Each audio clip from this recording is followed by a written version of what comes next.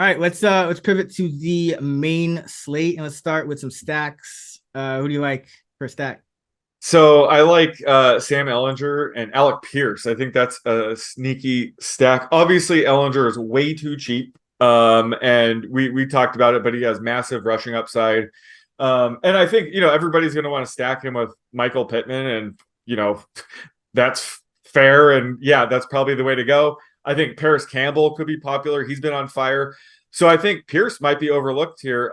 And he finally saw um, over 90% of routes run last week. He hadn't cleared 75% all year, but now he's up to a 96% routes run per dropback rate. He's a deep threat. He's a big play kind of guy. So I think that is a very sneaky stack with Ellinger this week. And then Daniel Jones and Wandale Robinson. Obviously, Jones' rushing upside is massive. He ran for over 100 yards last week, but he finally has a target that he can rely on in Wandale Robinson. And Robinson's fully healthy, so he had over a 70% routes run last week. Cash in with 6 catches last week. Plus, Daniel Bellinger is going to be out this week, so that could be even more targets for Robinson. So I think that's also a sneaky stack. Yeah, I like it. Wandale's only trending up, and he really seems like the only dude that Daniel Jones wants to throw to with how everything's been Yeah. going. But I am gonna go with let's go with Tua and Tyreek and Jalen Waddle. This week against Detroit, that Detroit defense is still bad. I think Tua, he's still playing. He kind of was. It was a weird game against Pittsburgh. He started off really hot and then kind of went. I don't know. The play calling was just weird. But now he's had a week back. I think against this defense, I think he's going to be able to do some things. They play a lot of man coverage. So there's going to be some one-on-one opportunities down the field for Waddle and for Tyreek Hill. So I think both of those guys, that gives Tua just a massive ceiling. And there's not a ton of options at quarterback Yeah. this week anyway. So I think Tua kind of in that mid-range with Hill and Waddle could be very, very lucrative this week. Okay, let's see. All right, who you like for dart throws? Yeah, so I love your Tua Waddle Hill stack, but I think Trent Sherfield would be a sneaky dart throw at 3K. I mean, he's min price, even though he is the clear number 3 wide receiver in this offense. He's averaging 70% routes run the past 5 games. Cedric Wilson's making all the money, but Sherfield has leapfrogged him, so he is locked and loaded as the number 3 receiver. Which it's a very top heavy offense. Obviously, the offense runs through Tyreek and Waddle, but Sherfield can pop off for 3 or 4 catches every couple of games like he has. And this is an easy matchup this week, like you said, against the Lions. So I think he's a good leverage play against all the Waddle and Tyreek shares out there. So I like Sherfield as a dart throw. And the other one I like right now is Noah Fant at 2,800. Looks like DK Metcalf is going to miss this week. So, people are going to load up on Tyler Lockett, possibly Marquise Goodwin after he had like a career game last week. But I think Fant could be sneaky. He's steadily running right around a 60% routes run rate. But he's seen a 26% target rate over the past 3 games. So he could end up being Gino's number 2 target this week. So I think Fant is super sneaky at tight end this week. Yeah, that's a good point. Noah Fant, he's kind of, I mean, we expected him to kind of be more of the number 1 tight end, but he hadn't to start the year. Disley had been really cutting into his routes, but now I think they're gonna have to just play with more 2 tight end looks in general with Metcalf out for a while.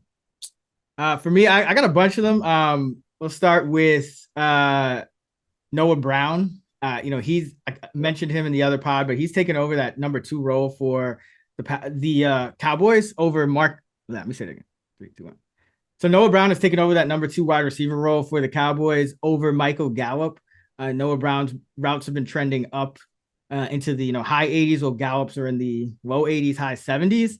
And at this point, I have Brown ranked well ahead of Gallup. So this week, I think Noah Brown is going to be a guy who kind of goes under the radar, but he's Dak Prescott. He's playing like most of the snaps with Dak Prescott, a guy we know has a ton of upside. Another guy is Khalif Raymond on the Lions. He's going to have to play more either way with DJ Chark on IR, so he's probably going to be that number 3 receiver. But it seems like Amon-Ra St. Brown gets knocked out of the game every game now, Yeah. so there's always some upside there. But I think Khalif Raymond's kind of under the radar guy who's going to get a ton of routes. Tyquan Thornton, he didn't really do much in that Monday night game, so I think people will probably be off him. But what they might not realize is that he ran a route on 94% of the dropbacks, so that's easily a season high. And it's only his third game now. I know Kendrick Bourne was out, but Nelson Aguilar was still, still in there. And Bourne has been kind of seeing his role decreased anyway. So I think Thornton's role is kind of here to stay. It's only been growing every week from 64% of the routes to 72%, up to 94% last week. So he could easily kind of pop for another big game in this one against the Jets. Braxton Berrios on the other side of that matchup with it looks like Corey Davis is going to be out this week. Berrios is going to be that slot guy. They love to give him rushing attempts as well. And the Patriots always try to take out your number one guy. So Garrett Wilson could see some trouble. So when Zach Wilson does have to throw, I think Berrios is a guy. They can scheme for him too. So it's not only like he needs straight up targets to hit, but Terrace Marshall, another guy, he's taken over that Robbie Anderson role. So last year he played in the slot and he had a horrible year. But this year he's playing almost exclusively on the outside. He ran around on 96% of the dropbacks. And, remember, this Atlanta team doesn't have Casey Hayward or AJ Terrell now on the outside. So Marshall almost had another 38-yard catch that was called back last week early in the game. So I think he's playing a lot better as an outside receiver, and he could be, you could still have that second year kind of breakout from him. So I like buying low on him while he's still kind of under the radar for the Panthers. And then Chris Moore for the Texans. Looks like Nico Collins is going to miss. Moore had 63 yards a couple weeks ago, and then he had his first touchdown of the year last week. So I think he's trending up. Deontay Foreman at running back. Chuba Hubbard's banged up, so we'll see if Chuba goes, but Foreman put up a 100-yard game even with Chuba playing most of the game. And at quarterback, you mentioned him, Sam Ehlinger. Love him at min price. I expect him to run, 6 to 10 times in this game, if not more. His scramble rate he's usually scrambling on about 10% of his dropbacks. So I think he's going to scramble when he does drop back, and I think they're going to design some runs for him as well to kind of get that run game going. Against this Washington team that's been top 5 in run defense DVOA. So even though they have all the running backs healthy, they may still need to kind of scheme up some plays for the quarterback to get that run game going and with the way the offensive line is playing. So love him as well. Yeah, I love that Terrace Marshall call. There's probably not enough yards to go around to have anybody other than DJ Moore as a playable option in season-long fantasy, but certainly in DFS, Marshall's a great call. And he's a bigger bodied receiver. If PJ Walker throws a touchdown, Marshall's the kind of guy that can be like his main red zone threat. So yeah, Marshall is clearly going to be a full-time player the rest of the season. They want to see what they have in their second round pick from last year. So love that call for DFS. All right, let's jump to DraftKings. Let's build a lineup, and then we'll do FanDuel. Do tournament lineups here. So we'll try to get some differentiation, but let you start off. Where you going? Oh, okay. So let's see. Which quarterback do we want to, which site do we want to use? Ehlinger. He's 4K on DraftKings. Yeah, let's see. And let's see, what is he on FanDuel? Yeah, he's min price there. I think he's more valuable on DK. Yeah, because he's 6K on FanDuel. Yeah, so he's less percentage of the cap on DraftKings than he is on FanDuel. Yeah, let's go with Ehlinger on DK. All right. All right. Let's see. I gotta go with my guy Kenneth Walker III, 6,500. Actually, wait, let me see. What is his price on FanDuel? Hold on. Oh yeah, he's 84 on FanDuel. Yeah, so even though he's a little bit more of like he's probably less likely to do a ton in the receiving game. He's $1,900 cheaper on DraftKings. So yeah, I gotta go with him. He's my RB2 for the week. Nice. We have plenty of money to spend. Let's do the defense now, so we have a better idea. It's just because we have such a cheap QB. I'm looking at the Niners against the Rams. They're 3.1K. You typically wouldn't take a defense facing the Rams, but right now it's not crazy, right? It's not. I mean, they also always do very well against the Rams. Although the Rams are actually I like it because they'll be contrarian because the Rams are giving up the least points. Wait, no, the most points. Yeah. Oh yeah. I like the Rams are 32nd against defenses. Yeah, that's a tongue twister. All right, we'll do it. Yeah, let's do it. I don't know if we'll be able to correlate with that necessarily, but I do think it is a nice contrarian play. I mean, McCaffrey is 8,700. Let's see. I will go with. Yeah, it is going to be hard to spend all the salary, huh? I'll go. Yeah, especially if I go with Pierce as Ellinger's stacking partner. So spend away. Okay, let's go Derrick Henry. He's my number one running back this week, and he has been a little bit more involved in the passing game. He's got 5, 3, 2, and 3 receptions over the last 4 games. So he's 1,600 cheaper on DraftKings and on FanDuel. So I like him here because he's getting those catches now too. So got my number 1 and my number 2 running back for this week. Exactly. No, Henry's gonna have a monster game this week against the Texans. I mean, they just could not tackle Josh Jacobs. They could not. All right, yeah. So let's go with Alec Pierce here. Again, I think that's the contrarian way to stack Ellinger. Just has that big play upside. I think he's going to be very lowly rostered here. So let's go with him. And we absolutely need to start spending some cash, or maybe I need to start spending some cash. You're getting all the top guys, but we have 5,400 per player remaining. All right, let's go the Zach Ertz bounce back. He's the 3rd most expensive tight end. He's facing a Viking defense that ranks dead last in DVOA against the position. So last week, I know it might look like, okay, Hopkins came back and Ertz was quiet, but remember that Saints defense just erases tight ends. Like they just, all year, it doesn't matter who they play, their numbers against tight ends are just ridiculous. So I think that was more of a function of that. He still ran a route 91% of the time. I'm expecting a bounce back in his spot. Love it. And yeah, Trey McBride saw a huge spike in usage. He ran a route 41% of the time. Didn't see a single target, but that didn't cut into Ertz's playing time at all. And if anything, that's going to lead to more targets for Ertz if they keep that sort of usage up. Well, what happened was, oh, sorry, go ahead. Yeah, what happened? Oh no, they played more 2 tight end sets, and AJ Green played no snaps. Yeah, no, that's more targets for Ertz. Yeah, exactly. It's like AJ Green was the guy that they were like, you're gone. Yep. Bye. Love it. Let's see. So wide receiver 5,500. Okay. DJ Moore. Boom. Like it. 5,300. What a joke. All right. So we got an average of 6,500 for a wide receiver and a flex. I'll do the wide receiver. Let's see.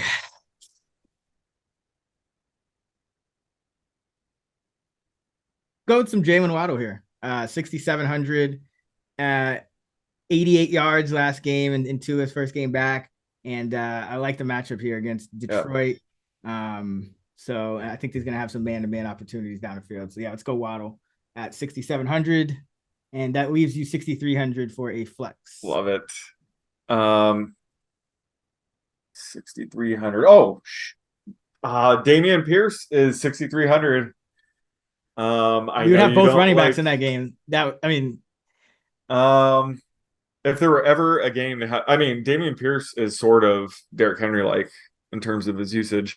Raheem Mostert. Raheem Mostert Waddle doesn't make sense. Yeah. Damn. Yeah. I could. Let me see. Should I? Actually, all right. No. Yeah, I'm gonna stick with Waddle. Yeah. Yeah. Let's just go with Pierce. Okay, we have 3 running backs that are probably better for FanDuel, but I like it. Yeah, the price. Pierce still caught 4 balls. Yeah, exactly. Even with like a limited amount of routes. Yep. All right, so we have Sam Ehlinger at quarterback at 4K. Our running backs: Derrick Henry at 8,400, Kenneth Walker III at 6,500, and Damian Pierce at 6,300 in the flex. At wide receiver, we have Alec Pierce stacked with Ehlinger at 4,600 against Washington. DJ Moore at 5,300 against the Casey Hayward-less, AJ Terrell-less Atlanta Falcons, and then Jalen Waddle at 6,700 against the Detroit Lions defense. Zach Ertz at tight end, 5,100, and the Niners D at 3,100 against a team they always do well against in the Los Angeles Rams. All right. Let's jump over to FanDuel now. Let's see. All right, let's start it with let's go to Raheem Mostert on FanDuel. Oh, I was gonna go with him too. All right, perfect. Yeah, I like him. He's really been dominating that backfield in Yeah. Miami, and this run defense is, we know it's still bad. That Tony Pollard over hit with ease last week. Oh yeah, yeah. And yeah, it's just good leverage. Like, a lot of people are going to go with the passing attack here, but this game could get out of hand and could be a huge Mozart game. Plus, he's a good FanDuel play. Yeah, so yeah, the Lions are 29th and they're 31st against the pass and DVOA, and 29th against the run. Yeah, so it's really a take your pick. So we went Waddle on DraftKings. So yeah, we'll go Mostert here. They're an everything funnel defense. Right, 6,800 for Mostert. What you got? I'm gonna go with Adam Thielen. I just think he's way overlooked right now, and again, still due for some positive touchdown regression. 6,200 on FanDuel. Love it. It's a steal. All right, let me get a defense out of the way just so we know what we're working with. How many sacks are you projecting for the Cowboys this week? That's a good question. Let's see. I'm like 3.5.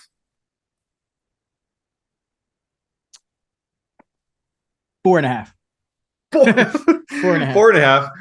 Yep. Well, there you go. But they are 5K. That's no, I know. I'm just saying, like, I rarely project a team for over like 3.5 sacks, but you blew that out of the water. Yeah, I mean, Justin Fields is, his sack rate is ridiculous. Yeah. So, I mean, let me see. I have Justin Fields sack rate at. Oh, it's up there. My baseline for him is 14.5%, and for this game it's 15.5 because the Cowboys are good. So yeah, that's what I'm saying. Yeah. So, but I'm not gonna go Cowboys. I'm gonna go. Let's see. Let's go with the Indianapolis Colts against Heineke at home. A home favorite. Maybe they'll get a spark from Ellinger, and the defense will step up. Yep. Maybe they'll actually get some guys healthy. But exactly. Yeah, let's go Colts here. Love it. So that gives us how much per player? We got 7,100 per player. We're over that. Okay. Let's go with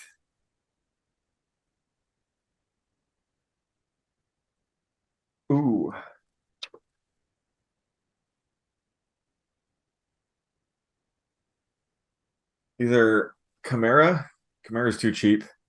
Does he score? Is he going to score a touchdown though?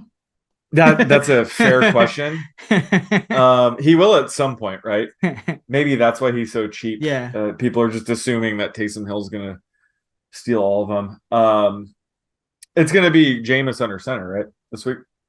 They have failed to name. They've declined to name one. I think that would mean that they probably go Jameis after Andy Dalton threw all of the interceptions. Fair enough. Yeah, I was looking at Kamara or Algier is pretty cheap, and he's a FanDuel type of play. So you pick out of those two. You got to pick, man. It's all right. Let's go with Kamara. Let's bank on some. Do it. Touchdown regression. He's due.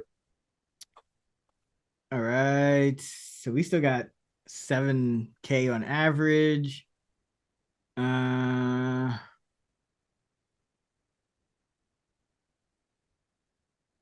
Let's go with.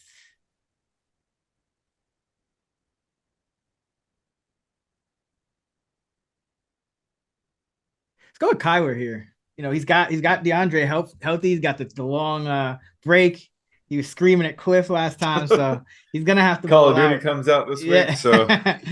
But no, yeah. I mean, I think Kyler's due for a big, like we saw it with DeAndre back. Like, it just makes that offense so much more functional. And like, the Cardinals got kind of lucky to get all those picks, those turnovers, and their offense didn't have to do as much. But this week against the Vikings, Vikings coming off a bye. both teams have a lot of time to prepare. I think you'll get some good offense from both sides. Yeah, yeah. So I mean, we have Thielen going the Yeah, other way. So let's go with Nuke. Let's go with Hopkins. do it. I love Rondell Moore, but he is more of a DK play. Yeah. So let's go with Hopkins here. All right, so we got 6,400 for a wide receiver, tight end, and flex. Let's see. Goddard seems cheap. Actually, I'll go to wide receiver. Let's go with Brandon Cooks here, 6,100 against the Oh, Titans. He's that's nice. way too cheap, and now they got Nico out, so I think Yeah, Cooks might finally yeah. bounce back here. 33rd most points allowed, FanDuel points per game allowed to wide receivers is a Tennessee Titans defense. So yeah, let's do Yeah. that. And then we got 65-50. He's a trade candidate, right? Who? Brandon Cooks. I think so. So yeah, obviously That'll be obvious not. if he gets Yeah. traded, not to play him. But yeah, I do like that. He was sticking out as well. Like I was saying, Dallas Goddard's too cheap, right? Yeah. Um, Pittsburgh ranks third in DVOA against tight ends, but I'm looking at their schedule, and I mean, they faced Quentin Morris week 5. Um, I am not seeing anything too scary to scare me off of Dallas Goddard, so let's go with him at 5,900. All right. Yeah, I don't mind God. I mean, it's just a tough week at tight end. Yeah, yeah, I was gonna So say it's pretty thin. yeah, the No Kelsey or Andrews. yeah. So the Eagles are expected to score one of the, I think the most points. So Yep, to just get that touchdown, always works on FanDuel. All right, we got 7,200 for a 72. flex. Whew. Let's see. So my top options are Amon-Ra, Michael Pittman, Zeke, Damian Harris. Okay. uh, Yeah, he's a trade candidate too. yeah. As someone with plenty of Ramondre shares, please make it so. That'd be awesome. Oops. This is tough.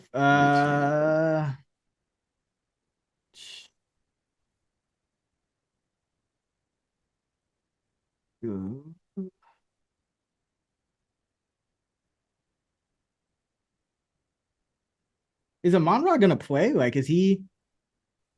Well, I don't. Yeah, I I don't want I thought it was like encouraging. to. He didn't actually have a concussion. It was just that like he got. Oh, they were just Yeah, being extra careful with the new like yeah, protocol. yeah, Oh, okay. Yeah, that makes sense. It's saying he's likely to suit up week 8, so that's probably what happened. Isn't that what happened with Teddy though? Um, I guess he could have played. Just McDaniel wanted to go Skylar because he was practicing. Yeah, yeah. I think you're right. He didn't. It says he didn't actually suffer a concussion. So Actually, I'm gonna go with.